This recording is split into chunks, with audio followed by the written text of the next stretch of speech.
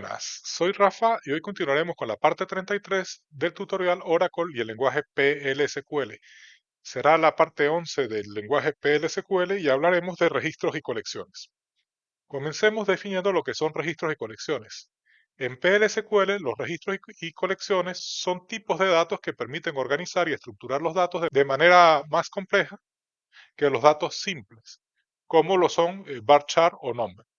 Un registro es una estructura de datos que puede contener diferentes tipos de datos similar a una fila de una tabla, de una base de datos. Permite definir un tipo de registro personalizado que especifica la estructura de datos con varios campos.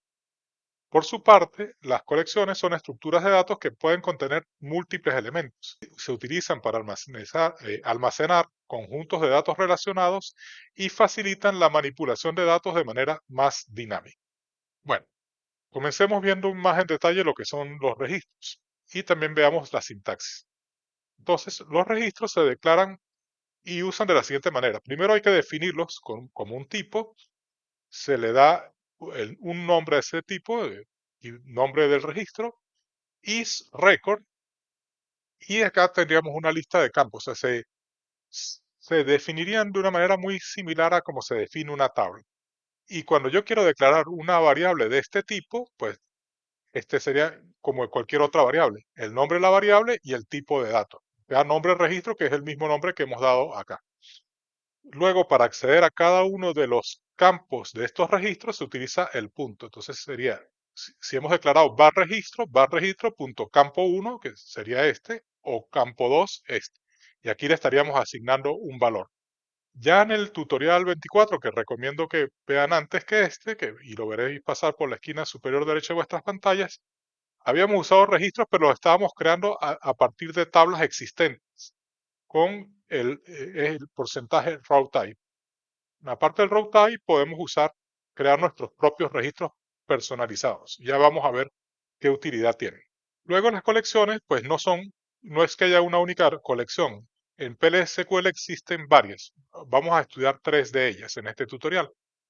Una es las tablas asociativas, llamado Associative Arrays, que permiten almacenar pares claves valor, donde cada elemento tiene una clave única asociada a un valor. Las tablas indexadas por enteros, Indexed Table, permite almacenar datos en formato de una tabla donde los elementos se acceden mediante un índice numérico. Estas dos tablas son muy parecidas. Ya vamos a ver las diferencias en la parte práctica. El conjunto o VArray permite almacenar los datos en un formato de array con un tamaño fijo. Bueno, vamos a ver cómo es la sintaxis de cada caso. Las tablas asociativas se definen entonces. Igual, hay que primero definir un tipo de dato y después declarar la variable. El tipo de dato se define type, se le da un nombre al nombre de la tabla, is table of, y esto es un tipo de dato. Este tipo de dato puede ser un tipo de dato o puede ser incluso un récord. Index by tipo de dato. O sea que después se crea un índice por un otro tipo de dato. Y aquí se declara que voy a usar una tabla de este tipo, que es este mismo tipo que está acá, nombre tabla. Luego, para acceder a un valor, pues se usa el nombre de la variable, paréntesis y el índice. El índice pues va a ser de un tipo de dato que se haya definido acá. Entonces puede ser un varchar, puede ser un entero, etc. Y así se te estaría asignando el valor a ese índice. Para las tablas indexadas por enteros es muy similar, solo que el índice siempre es por entero. Entonces, fíjense que la declaración es muy similar, pero acá el index by termina por binary integer. Este binario va en estos rangos bueno, esto es un número enorme, ¿no? 214 millones, no, más de 2147 millones negativo hasta 2147 millones positivo. Es decir, que el arreglo no empieza ni en 0 ni en 1, puede empezar en un número negativo. Estos son arreglos también dinámicos, o sea, pueden ir creciendo dinámicamente. Para acceder a un elemento, pues es igual que lo que vimos anteriormente, el nombre de la variable y un índice y se asigna el valor. Este índice lo que sí es que es un valor entero. Y la sintaxis de nuevo es igual, ¿no? O sea, primero se define un tipo y después una variable de ese tipo. O sea, que estamos en cierto modo creando tipos un poco personalizados. Luego tenemos los conjuntos y que definen primero igual, o sea, con un tipo. En este caso es varray y se define un tamaño de tipo elemento. Este tipo de elemento puede ser un récord o cualquier otro tipo de dato. Acá la diferencia más crucial es que hay que saber el tamaño de este array al momento de la declaración, porque no se puede cambiar dinámicamente. Entonces, una vez que se define el tipo de datos, después se declara y para acceder, pues es igual que los anteriores. El nombre de la variable, entre paréntesis el índice y un valor. En este caso también el índice empieza siempre con el valor 1 para el primer elemento. Eso es otra de las diferencias. Bueno, para la parte práctica de hoy, lo que vamos a ver es el uso de varios de los registros y varias de estas colecciones. Bueno, vamos ahí. Bueno, acá ya tengo preparado el código. Vamos a mirar primero el REC. Como recordarán, muchas veces no queremos consultar todos los datos de una tabla. Entonces, digamos que yo de repente de la tabla cliente solo quiero consultar 3 datos. Y entonces no puedo crear un registro a partir de la tabla, puesto que solo quiero consultar 3 datos. Entonces acá, por ejemplo, puedo crear un registro a partir de las columnas de una tabla. Y estas 3. Y lo estoy haciendo a través del porcentaje time. Acá defino mi registro y aquí voy a declarar un cursor donde voy a recuperar todos los clientes que tengan identificador menor o igual que 5. Abro mi cursor y en vez de mandar los 3 campos, estoy mandando directamente la información a mi registro. ¿Ven? Es un poco más práctico que tener una lista de campos acá a la derecha. Bueno, si no consigue, se sale del lazo y si no, va a imprimir. Entonces, fíjense, el cliente accede a cada campo, nombre cliente, dirección cliente y el teléfono del cliente, que es acá, que serían los 3 campos del registro que declaré. Luego que recorro el cursor, cierro el cursor y bueno, si hay algún error, imprimo el error. Vamos a probar este primer programita. Bueno, pues hay 3 elementos y los imprime sin más problema. Bueno, el siguiente ejemplo es otra vez un record, pero en vez de construirlo a partir del tipo de datos de la línea, los creo directamente con los tipos de datos. Entonces, esto es equivalente a esto y es el único cambio que hay en este pequeño programa respecto al anterior. Bueno, vamos a ejecutarlo y vamos a tener exactamente el mismo resultado. Bueno, aquí se duplica lo que teníamos allí. Este sería un ejemplo de las tablas indexadas. Voy a ponerle ejemplo.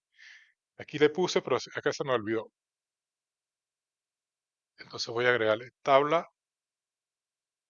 ejemplo de tabla indexada. Indexada y este sería ejemplo de conjunto. Ejemplo de conjunto. Bien. Bueno, entonces en la tabla indexada, pues voy a declarar también mi registro para mostrar que se puede trabajar con tipos de datos complejos.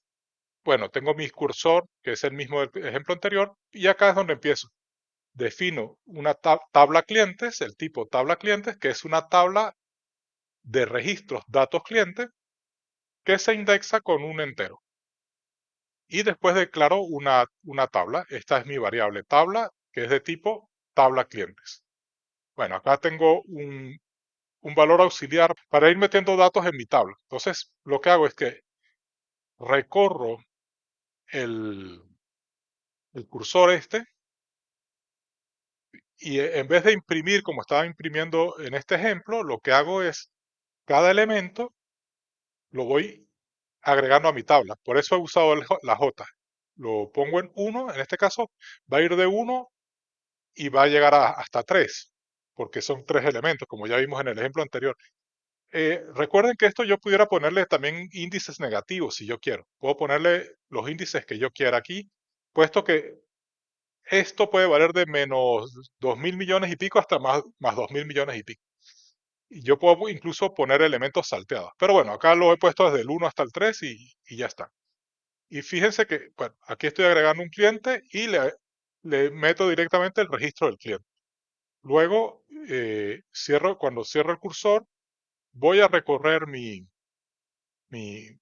tabla. Fíjense que hay unas funciones que esta me permite recuperar el primer elemento y este el último. Entonces le estoy diciendo que i tiene que recorrer esa tabla desde el primer elemento hasta el último. O sea, estos son los valores por los cuales tiene que ir pasando y aquí después imprimo. Entonces es mi tabla, el valor, o sea, el índice el elemento, entre paréntesis, y como es un registro lo que hay dentro, pues punto el nombre del campo. Y bueno, esto debería imprimir los tres mismos elementos. Y bueno, aquí tenemos la impresión de esos tres elementos. Entonces, fíjense lo que se hizo. Se recorrió el cursor y en vez de imprimirlo, lo que hicimos fue meterlo en una tabla y luego hemos recorrido la tabla y hemos impreso su contenido con esto. Bueno, vamos a otro ejemplo. El siguiente ejemplo es de tabla asociativa. Entonces, esto verán que es muy similar a lo que hemos hecho en el ejemplo anterior, solo que el índice puede ser otro tipo de datos. En este caso, estoy metiendo que mi índice va a ser un varchar 60 y voy a meter el mismo nombre del cliente, lo voy a meter como índice. Entonces, tengo aquí mi registro, que es el mismo, tengo mi mismo cursor, aquí tengo mi declaración de mi tabla asociativa, la llamo, al tipo lo llamo tabla clientes, es una tabla de estos registros de datos de cliente indexados por un varchar 60. Acá declaro mi variable, que lo voy a llamar mis clientes, y acá fíjense que el índice para recorrer mi tabla tengo que declararlo del mismo tipo de datos que tengo acá. Entonces, abro mi cursor y por cada cliente que voy capturando lo voy metiendo en la tabla mis clientes, indicando acá en el índice, cuál es el índice, que es el nombre del cliente, y le asigno el cliente entero. Hago esto hasta que se acaban los clientes y luego tengo que recorrer el cursor. Entonces, para recorrer el cursor, tengo que recuperar mi primer elemento con la función first, y la asigno ahí, y voy a recorrer esto mientras i sea distinto de nulo, porque cuando llega a la última posición de esa tabla, se va a valer nulo. Y entonces hago este lazo y por cada elemento recuperado imprimo la línea. Bueno, aquí la recuperación de los elementos es idéntico que al ejemplo anterior, solo que para recuperar el próximo elemento uso un next y. Fíjense que esto se parece bastante como a los cursores, pero no es un cursor, es una tabla en memoria, una colección en memoria. Bueno, y si ocurre cualquier error, pues obtengo una excepción. Bueno, vamos a probar este pequeño programa y bueno, tiene el mismo resultado anterior. Luego he querido hacer el mismo ejemplo con los conjuntos. Aquí sí que van a ver que hay varias diferencias. Entonces es exactamente el mismo ejemplo, creo mi tipo de cliente, también un registro de clientes, mi cursor, y aquí defino un conjunto. Entonces lo primero es que yo tengo que decir cuántos elementos va a tener mi arreglo. Como yo ya sé que son 3, aquí pongo un 3. Porque esto yo no lo puedo ir metiendo datos dinámicamente. Esa es una de las diferencias. Entonces, si yo cambiara esta query aquí y ya pongo menor o igual que 10, ya este programa dejaría de funcionar, porque no voy a recuperar los mismos elementos, ¿de acuerdo? Ese es uno de los problemas que tiene este conjunto. O sea que no, digamos, este ejemplo en el que estoy usando no es la mejor forma de usarlo, porque no funciona bien para cuando quiero hacer cosas dinámicas, sino que tengo que conocer bien las dimensiones del arreglo y lo que voy a meter en él. Puesto que la siguiente obligación que hay acá es que cuando declaro la variable, tengo que inicializarla. Entonces, bueno, como yo no sé los datos todavía que voy a tener, le pongo datos vacíos, pero sí que lo he inicializado. Tengo que digamos, saber cuántos elementos son y lo voy a inicializar. O sea que aquí he metido los tres registros en blanco. Luego la siguiente sí es parecido. Voy a recorrer el lazo, voy a meter mis tres elementos dentro del conjunto y después lo voy a imprimir. Este for es exactamente igual al que hicimos en este caso, en el caso este de la tabla indexada, imprimo el contenido. Pero fíjese, la parte inicial es muy diferente, ¿ok? Bueno, hay que saber para qué usar cada cosa. Bueno, vamos a ver qué tal funciona este. Lo ejecuto y bueno, el resultado es el mismo. Bueno, no vamos a profundizar mucho en estos temas porque bueno, son temas bastante avanzados y se usan en programas que ya tienen cierta complejidad. De hecho, no logré ver un ejemplo asociado al pequeño ejemplo que estamos viendo porque es demasiado pequeño para usar este tipo de estructuras. Pero bueno, es bueno que la conozcan y que puedan profundizar en ellas. De hecho, estas colecciones pues tienen un conjunto de funciones asociadas, bueno, como ven, que te llevan al primero, al último, al próximo. Y también pueden decir el número de elementos que tienen, etcétera, etcétera. Entonces pueden investigar esto por su cuenta si es que tienen algún proyecto entre manos que necesiten usar esto para manejar datos más complejos. Y bueno, eso será todo por el día de hoy. Les habló Rafa. Si te gustó el contenido presentado, premiame con tu like y suscripción. Si crees que el contenido presentado puede ser de ayuda a otras personas, no dejes de compartirlo en tus redes. Muchas gracias.